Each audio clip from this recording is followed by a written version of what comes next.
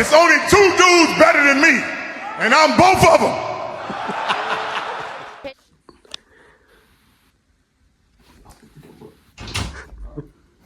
Are you filming? Yeah. Okay. Namaste.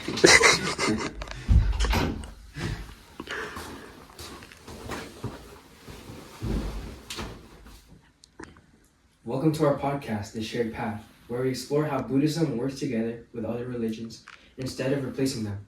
Today, we'll be discussing Buddhism and Bon in Tibet and how these two belief systems blended to shape Tibetan spiritual life.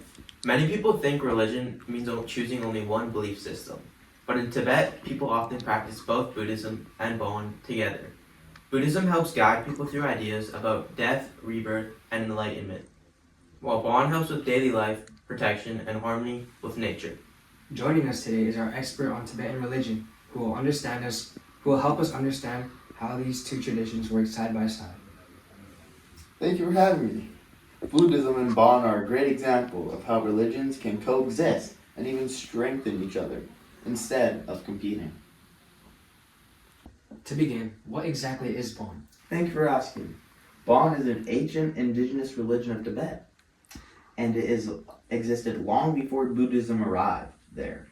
It focused on natural spirits, mountain gods, ancestor spirits, and shaman-style rituals. People believed that the natural world was full of powerful spiritual beings that could help or harm them.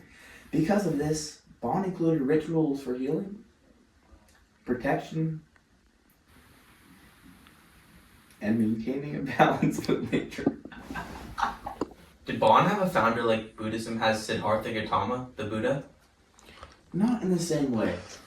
There's no clear historical founder of Bon, but traditional followers often connect the religion to a legendary spiritual teacher named Tanapa Shinab Mewake. He is seen as an important figure in Bon teachings, although much of the religion is developed through local traditions and tribal beliefs over many centuries. What was Bon mainly used for before Buddhism arrived in Tibet? Bon was closely connected to everyday survival. People used it for healing sicknesses, protecting themselves from harmful spirits, ensuring good harvest, safe travel, and family blessings, and funeral rites. It was a religion deeply tied to daily life and practical needs.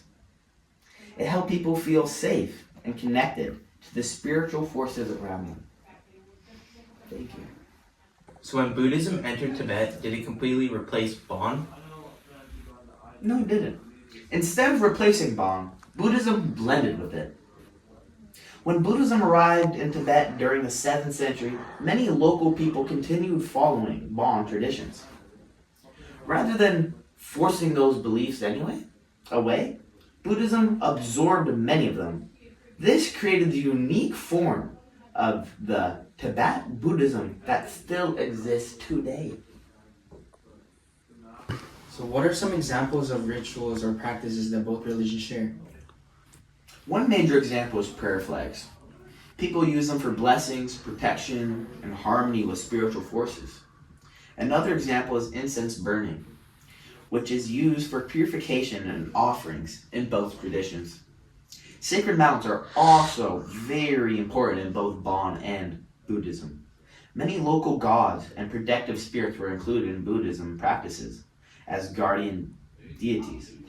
Funeral rituals and another strong overlap because both religions focus on helping the dead and transition safely. Why were these traditions able to blend so easily?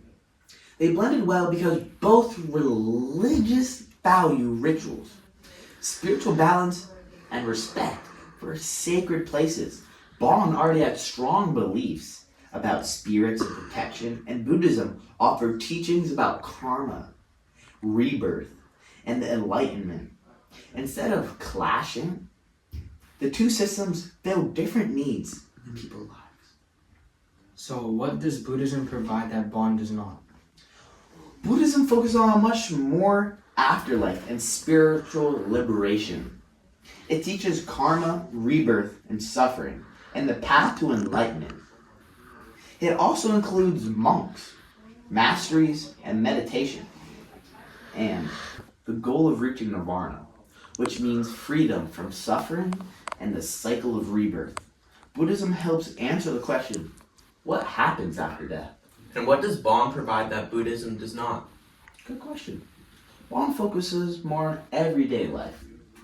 It provides healing rituals, protection from harmful spirits, blessing from homes and families, luck, and a balance with nature. It helps people deal with daily challenges and local spiritual concerns. Bon answers the question, how do we stay safe and balanced while we are alive? So would it be fair to say that Bon helps people live safely while Buddhism helps people die peacefully? Yes. That is one of the clearest ways to understand the relationship. Bon supports people in daily life, while Buddhism guides them through the death, the rebirth, and for their enlightenment together. They create a complete spiritual system. Can we still see the blending of Bon and Buddhism today? Absolutely. You can see it in Tibet. Monasteries, prayer flags, protector deities, mountain shrines, and ceremonial rituals. A strong example is in Samine Monastery, one of the oldest monasteries in Tibet. It reflects both Buddhist teachings and older Bon influences. Many ceremonies performed in Tibet monasteries today still include elements that came from Bon traditions. And that's it. That's all the questions we have today. Thank you so much for joining us, Monk Fairweather. Thank you. Namaste to both of you. Namaste. Namaste.